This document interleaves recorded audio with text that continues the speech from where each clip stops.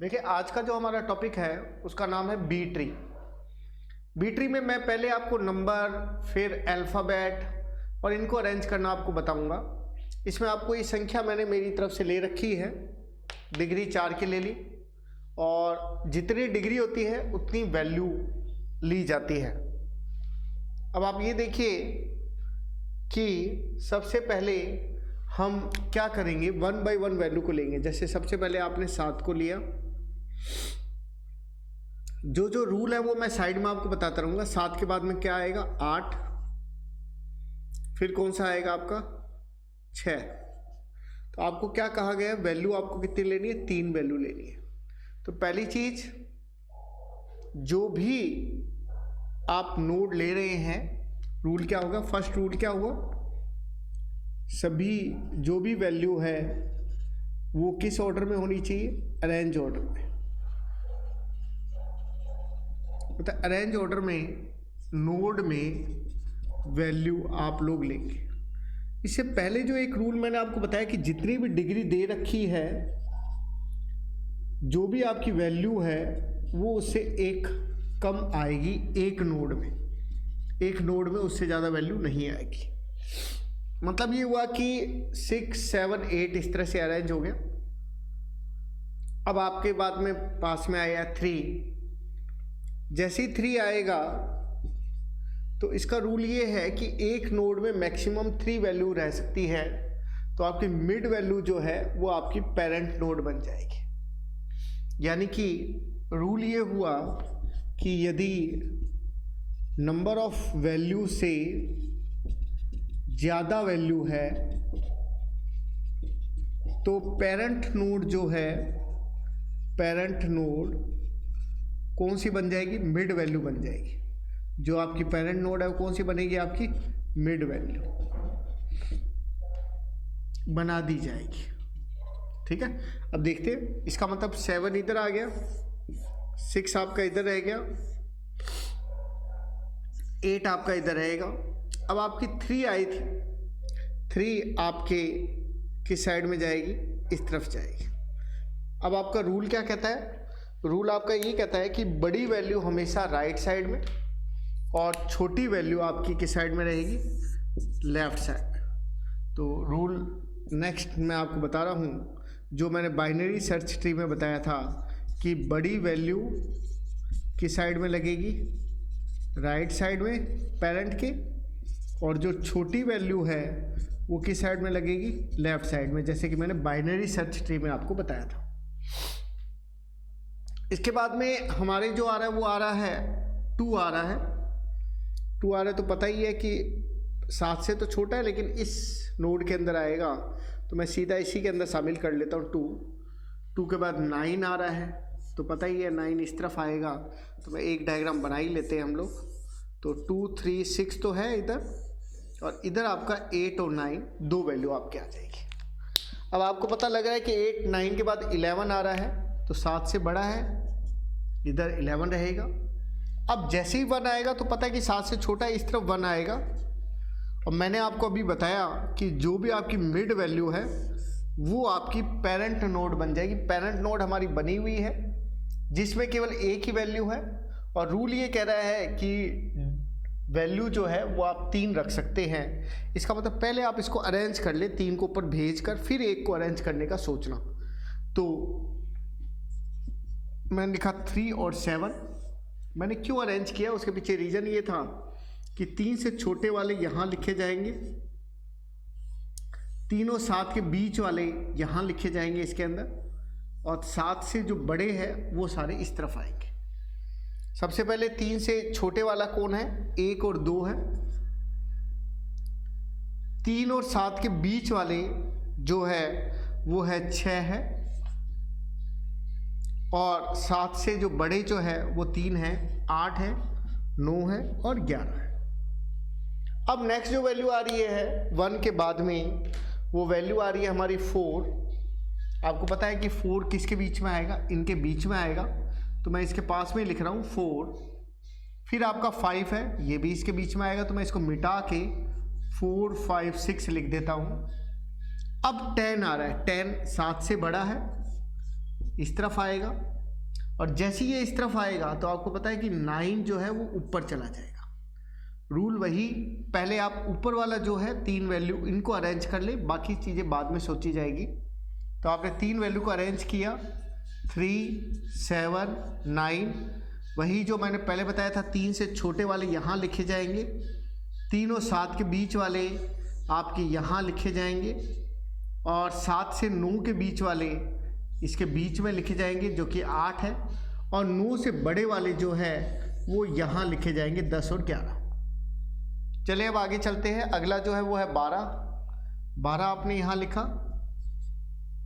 अब आपकी नेक्स्ट जो वैल्यू आ रही है वो आ रही है 13। ये वैल्यू डालनी बहुत ही ज़्यादा ज़रूरी थी। अब जैसे ही आप इसको वैल्यू को डालेंगे तो आपको समझ में आ रहा होगा कि जो मिड वैल्यू है वो यहाँ से मूव करेगी, ऊपर जाएगी। तो जैसे ही 11 इसके अंदर शामिल होने का सोचेगा तो आपको पता है कि इसकी भी अंदर 3 से ज़्यादा वैल्यू आ गई, ये मिड बन जाएगी। अब आप कुछ मत सोचिए, पहले 3, 7, 9 और 11 केवल इसको अरेंज करने का सोचें। तो इसको अरेंज करने के लिए मैं आपको यहाँ समझा देता हूँ कि सबसे ऊपर आपका 7 हो गया, ये तो कंफर्म हो ही गया, ऊपर जाएगा। 7 के इस तरफ कौन है? 3 है, ये भी कंफर्म है। और 7 के इस तरफ 2 जने हो गए, एक 9 हो गया और एक क्या हो गया आपका 11 हो गया। अब आपको क्या करना है? सभी वैल्यूज को अरेंज करना है। 3 से छोटे वाले आपके हैं 1 और 2। अब आपके 3 से 7 के बीच, ये वाला 3 से 7 के बीच वाले कहलाएंगे। तो 3 से 7 के बीच में है आपके 4, 5 और 6। 7 से 9 के बीच में, अब 7 से 9 के बीच में यहाँ लिखे जाएंगे वैल्यूज। तो 7 से 9 के बीच में एक ही वैल्यू है 8। 9 से 11 के बीच में जो वैल्यू है वो है 10, और 11 से बड़ी जो वैल्यू है वो है 12। तो आपने क्या देखा? एक तो सभी नोड एक लेवल पे रहती है और वैल्यू जरूर ज़्यादा है, लेकिन नंबर ऑफ जो नोड है उसको ये अरेंज उसके अकॉर्डिंग ही कर रहा है यहाँ पे।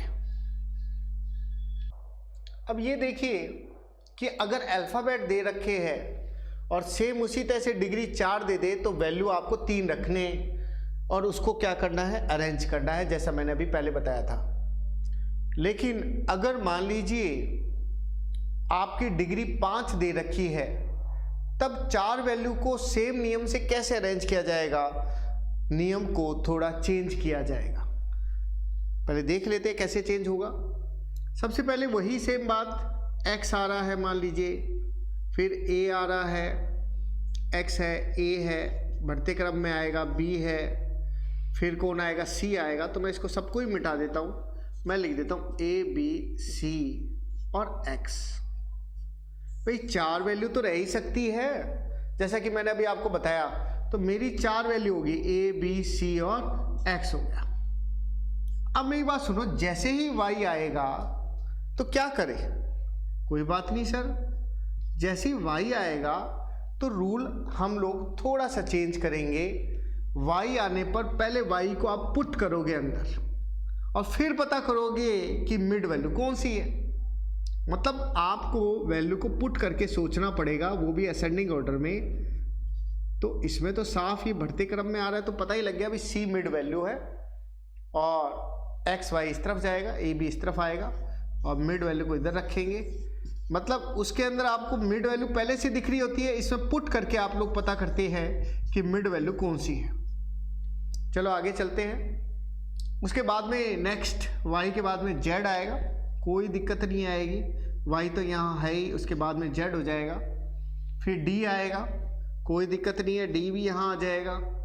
फिर है d जो है c से बड़ा है तो इस तरफ आएगा। उसके बाद कौन आ रहा है? f आ रहा है। जैसे ही f आएगा तो आपको पता है कि 4 वैल्यू तो रह सकती है, 5 वैल्यू नहीं रह सकती। अब क्या करें? कोई बात नहीं, आप लोग इसे असेंडिंग ऑर्डर में लिख के देख लीजिए। तो आपने रखा d f x y z, एक बार अरेंज करके देख लिया, मान लीजिए इसमें शामिल होता है। अब आपको पता लग गया कि मिड वैल्यू कौन सी है? x है। जैसी मिड वैल्यू आपको पता लगी, इसको पेरेंट नोड में शामिल कर दो। तो अब आपका बन गया C और X, C से छोटे वाले इधर आएंगे A और B, C और X के बीच वाले इधर आएंगे, कौन कौन है C और X के बीच में, आपका D आएगा, F आएगा, और X से बड़े जो है वो सारे इधर आएंगे YZ। अब देख लेते हैं, जैसे आपने X को ऊपर भेजा C और X हुए, C से छोटे वाले A और B है, C और X के बीच वाले जो वो था D और F था आपका, और X से बड़े वाले इधर आ गए, F आ गया था आपका। अब आपका R आएगा, R आपका X से पहले आता है, ठीक है। फिर आपका L आएगा, L भी इधर ही आएगा आपका, तो इसको इसके अंदर आपको अरेंज करना है, तो चाहे तो आप इसको मिटा के कर लेते हैं हम लोग।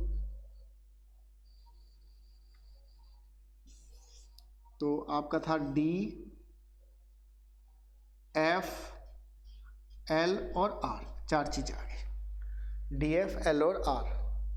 अब नेक्स्ट जो चीज़ है वो आपका M आ रहा है, तो M जैसे ही आप इसके अंदर डालेंगे तो पहले इसको अरेंज ऑर्डर में देख लेते हैं। M को डालने से पहले ये बनेगा D, F, L, M और R। L आपका मिड निकल गया, पता लग रहा है आपको, ठीक है। तो L को ऊपर भेज देते हैं X के साथ में, पहले उसको अरेंज करते हैं C, L और X। जैसे आपने अरेंज किया, C से छोटे वाले A और B, C और L के बीच वाले, C और L के बीच वाले आपके कौन कौन से हो गया, एक तो D, एक आपका F, और L और X के बीच वाले, L और X के बीच वाले कौन कौन से हो जाएंगे आपके, M, R, और X से बड़े वाले जो पहले से थे ही आपके Y और Z। कहाँ तक आ गए आप लोग, L ले लिया, M ले लिया, T और E वही सेम चीज, T इधर ही आएगा, E आपका इधर ही आएगा, D, E, F, और वही सेम चीज चार वैल्यू आप डालने के बाद में जैसे आप वैल्यू डालेंगे एक वैल्यू और ऊपर शिफ्ट हो जाएगी। जैसे एक वैल्यू और मैं डाल ही देता हूँ, जैसे कि मान लीजिए इसमें C, D, E, F, G और H और डाल लेते हैं, G और H होता तो इसके अंदर G भी आ जाता, तो ये बन जाता आपका D, E, F, G, और जैसे आप H डालते तो आपकी मिड वैल्यू ऊपर चली जाती, मिड वैल्यू ऊपर जैसे ही आपकी जाएगी तो ये बन जाएगा आपका C, F, L और X, और फिर वही सेम C से छोटे वाले, C और F के बीच वाले, F और L के बीच वाले, L और X के बीच वाले, X से बड़े वाले, ये सारी वैल्यू आप इसके अंदर रख देंगे। तो ये एक बेसिक सा बताया, और वैल्यू बढ़ेगी, फिर इसमें से और टुकड़े होके आपकी वैल्यू जो है ऊपर की तरफ चली जाएगी। कई बार क्या होता है कि पेपर में आपके क्वेश्चन देखते हैं तो इस तरह से नाम वाले आ जाते हैं, तो कोई ज़्यादा इसमें फ़र्क नहीं पड़ता। मान लीजिए डिग्री 4 और वैल्यू 3 अगर आप ले रहे हैं तो आप ये समझिए कि जैसे आपने अजय लिखा, एक बार 3-3 कैरेक्टर पे हम लोग ध्यान देते हैं, तो आपने अजय लिखा तो AJ लिख रहा हूँ मैं, विजय आ गया VIJ। अब विक्की आ रहा है ना, तो आपको देखना पड़ेगा कि J से के बाद में आ रहा है ना, तो VIK, कोई दिक्कत वाली बात नहीं है। अब जैसे ही विनय आएगा तो विनय के 3 कैरेक्टर उठा लेते हैं अपने VIN, तो आपको पता है कि विजय जो है वो ऊपर जाएगा VIJ, और अजय और विक्की और विनय, विक्की एंड विनय, ये यहाँ आ जाएंगे। उसके बाद में आ रहा है विकास VIK, ये रहा, इसके साथ में ही आएगा। अब विनय के आगे भी A है और VIK के भी आगे Y है, इसके आगे Y है, तो ये बाद में आएगा विनय, तो इसका मतलब ये बनेगा विकास और फिर आपका आ गया विनय, ठीक है, विकास, और तीसरा आदमी इसमें रहेगा वो हो जाएगा आपका विनय। ठीक है, अब कौन आ रहा है आपका? अंकित, ANK, जे के बाद में एन आएगा तो अंकित, 3 अक्षर से काम चला देते हम लोग, अंकित। और फिर आ रही है वर्षा। वर्षा जो है VI से शुरू हो रहा है, A पहले आएगा, मतलब इस तरफ आएगा ये, वर्षा, ये आपको ध्यान रखना पड़ेगा, वर्षा। और फिर आएगा आशीष। आशीष जैसे ही आएगा ASH, आशीष जैसे ही आएगा, अंकित जो है वो ऊपर चला जाएगा आपका। और जैसे ही अंकित ऊपर जाएगा तो ये 2 जने आपके हो जाएंगे, एक तो ANK अंकित और एक VIJ विजय। ANK से छोटे वाले, ANK और VIJ के बीच वाले, और VIJ से बड़े वाले। सिंपल सी बात है।